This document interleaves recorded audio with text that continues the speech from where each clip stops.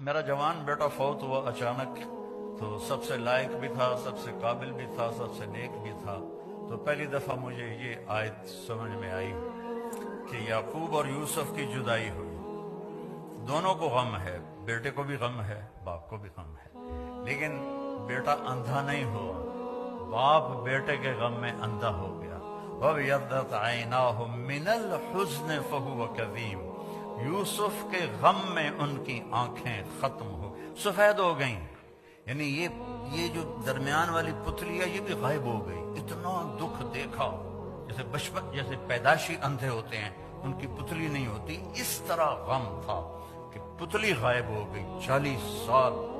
وَابْيَضَّتْ عَيْنَاهُ، تو بیٹے کے جانے کے بعد یہ آیت سمجھ میں آئی ہے کہ جو غم ماں باپ دیکھتے ہیں وہ اولاد نہیں دیکھتی ہے۔ ماں سامنے گئی، باپ سامنے گیا، چاچے سامنے گئے، تائے سامنے گئے،